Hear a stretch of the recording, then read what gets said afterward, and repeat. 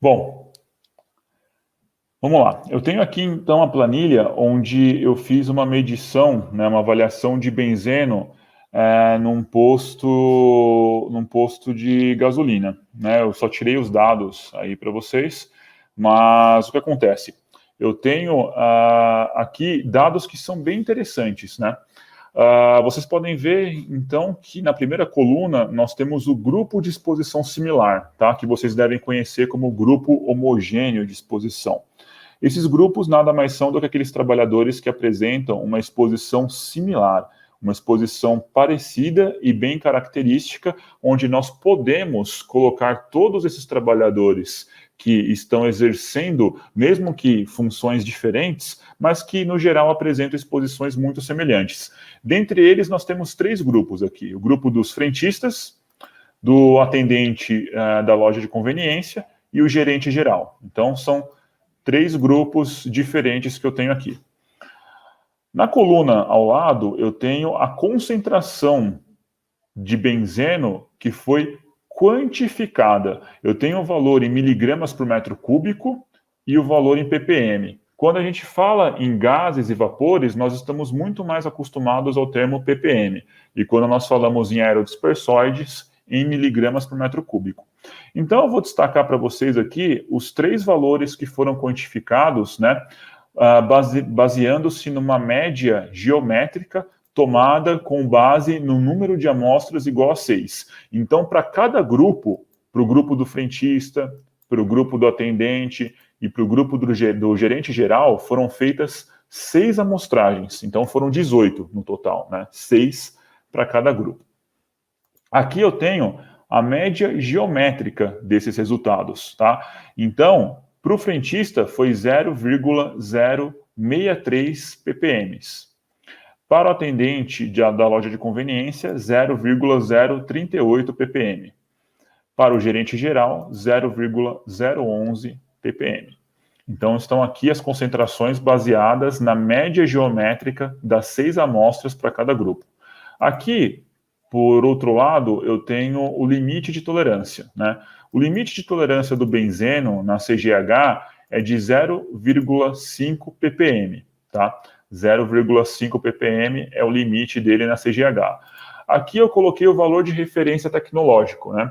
O VRT no Brasil, ele foi adotado em 1995, na mesma época quando nós tivemos a Instrução Normativa número 1, que criou aqui no Brasil o PPOB, né, que é específico para algumas empresas que trabalham com benzeno, quando nós pensamos em refinarias, polos petroquímicos, por exemplo, onde o benzeno ele é utilizado em larga escala, siderúrgicas, em coquerias, né, em fornos, por exemplo.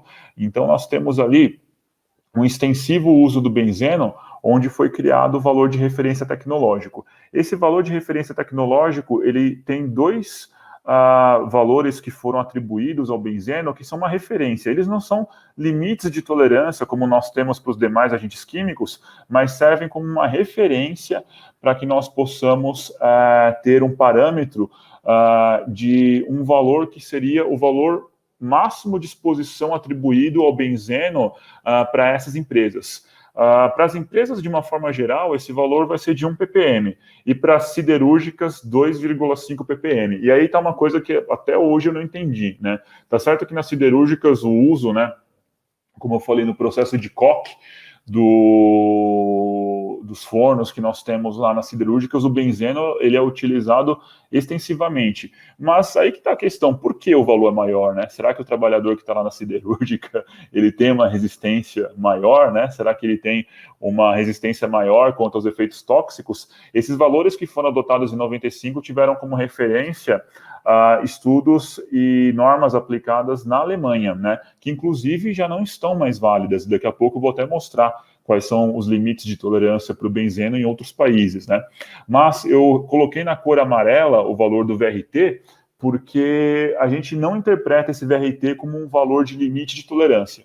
Se o trabalhador ficou exposto a um valor acima do VRT, ele tem direito adicional de insalubridade. Não. Aqui no Brasil, exceto em casos de convenção acordo coletivo, nós não temos, né, nada atribuído em relação ao benzeno quanto ao pagamento do adicional de insalubridade.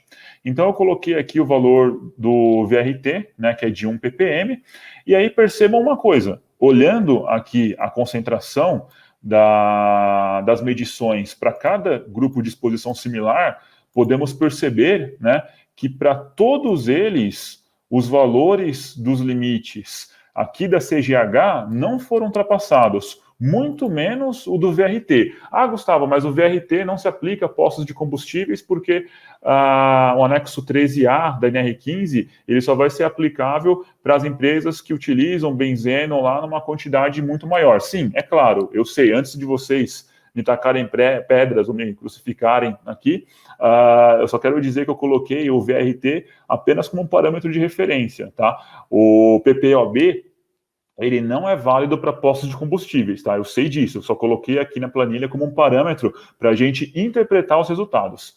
Então, se vocês forem ver, aqui eu fiz 2 índices de comparação. Um índice de comparação com o limite de exposição da CGH e um valor de um índice de concentração, né, com base no VRT. O que significa isso? Eu simplesmente peguei o valor da concentração e dividi pelo limite de exposição. E aqui eu peguei o valor da concentração e dividi pelo VRT. E no final eu multipliquei o valor por 100. Então ele foi multiplicado por 100 para o resultado ser expresso em porcentagem. Vocês podem ver nas 2 colunas que nenhuma das concentrações, e não se esqueçam, eu trabalhei com N amostral igual a 6. Tá? Eu trabalhei com 6 amostras para cada grupo de exposição similar. A média geométrica desses valores não chegou nem próximo a um potencial nível de ação para os agentes químicos, né? Por quê? Os agentes químicos têm um nível de ação que é metade do limite de tolerância. Se a gente fosse pensar em termos de porcentagem, esse valor seria de quanto? 50%. Vocês podem perceber aqui nas colunas, né, que nenhuma das concentrações, seja pelo critério americano da CGH, ou seja pelo VRT, nenhuma delas alcançou a concentração próxima ao nível de ação. E eu estou falando de um posto de combustível que foi feita uma estratégia de amostragem que nós poderíamos aplicar em qualquer outro posto de combustível, independente de onde ele esteja. E aí eu quero chamar a atenção de vocês para uma coisa. Eu sei que o benzeno é um assunto que merece destaque, eu sei que o benzeno é um assunto que preocupa e deve mesmo preocupar, mas de todas as medições que eu já fiz em postos de gasolina, em medições que eu já fiz, inclusive em filiais da própria Transpetro, já fiz em vários lugares medições, eu ainda não vi nenhuma concentração de benzeno a céu aberto, tá, que chegue próximo ao limite de tolerância da CGH, tá? E aí eu quero chamar a atenção para uma outra coisa. Muitas vezes para os frentistas, né, que estão trabalhando nesses postos, a gente não alcança nem o limite de quantificação, ou seja, não chegamos a ter nem mesmo a concentração mínima, a massa mínima para o laboratório poder expressar um resultado da concentração da exposição desses trabalhadores. A exposição mais significativa que eu vejo até agora ao benzeno é no momento da inspeção do caminhão-tanque. Na hora que vai fazer a inspeção do caminhão-tanque é onde nós temos ali uma concentração mais significativa. Mas não se esqueçam que essas atividades de inspeção dos caminhões, enchimento do caminhão-tanque, ou alguma inspeção no próprio tanque que existe ali no posto de combustível, no posto de revenda, são atividades esporádicas, atividades muito curtas. Se a gente for pensar no todo, as exposições, as concentrações médias ponderadas no tempo para o benzeno, elas são muito baixas. Não estou dizendo que o anexo 2 da NR9, que fala inclusive disso, né, tem esse tema como parâmetro, ele deve ser descartado, ele deve ser visto de uma outra forma. Não, muito pelo contrário. Eu acho muito importante que haja um dispositivo legal onde nós tratamos desse assunto, onde ele seja visto ali, principalmente em relação à capacitação dos trabalhadores, ao treinamento que eles têm que ter, ao sistema de recuperação de vapores, mas, na minha opinião, se criou aqui no Brasil uma atmosfera pelo menos em torno dos postos de combustíveis, muito exacerbada quanto à exposição dos trabalhadores. A gente tem questões aqui no Brasil relacionadas aos isocianatos na indústria de produção de colchões, por exemplo, de espuma de colchões, o uso do cromo hexavalente em processos de solda, que são tão cancerígenos quanto o benzeno, e ninguém fala nada em relação a isso. Por isso que eu sou um pouco crítico a essa questão do benzeno e como ela é tratada, às vezes, de uma forma que você superestima o risco. E aqui eu vou apresentar mais uma justificativa para esse meu ponto de vista. Quando a gente pensa na proteção respiratória desses trabalhadores que estão expostos ao benzeno, os frentistas principalmente, a gente vai pensar no PPR da Fundacentro, no Programa de Proteção Respiratória. Bom, o que o Programa de Proteção Respiratória traz para a gente? O fator de proteção mínimo requerido. O fator de proteção mínimo requerido é o mínimo que você precisa ter de proteção para aquele trabalhador. É o mínimo exigido, é o mínimo que você precisa para que você selecione o equipamento de proteção respiratória que tenha o fator de proteção atribuído que possa ser maior do que esse fator de proteção mínimo requerido. Se eu tenho o fator de proteção mínimo requerido igual a 7, eu vou precisar usar um respirador que tenha o fator de proteção atribuído igual a 10. Se eu tenho o fator de proteção mínimo requerido igual a 70, eu vou precisar usar um respirador com fator de proteção atribuído igual a 100. Lógico que a gente vai analisar outros critérios, como irritação dos olhos, enfim, contato com a pele, mas resumindo, esse cálculo do fator de proteção mínimo requerido, como a gente faz ele? Concentração dividido pelo limite de exposição ocupacional. Tá? Então, simplesmente você pega a concentração e divide pelo limite de exposição ocupacional, uma simples divisão. Fazendo isso aqui para os valores em miligramas por metro cúbico e para os valores em ppm, vocês podem observar que fazendo essa divisão, e eu usei aqui o limite da CGH, tá? Só para deixar claro, na parte do denominador, que é o valor do limite de exposição ocupacional, eu usei 0,5, que é o valor da CGH. Fazendo a divisão dessas concentrações pelo limite de exposição ocupacional da CGH, vocês podem perceber aqui que eu obtive fatores de proteção mínimo requeridos menores do que 1. Todos eles são menores do que 1. E aí, o que o PPR da Fundacentro fala para a gente? E aqui eu dei um destaque. Se o fator de proteção mínimo requerido for menor do que 1, não é necessário respirador, exceto para o asbesto, né, o amianto.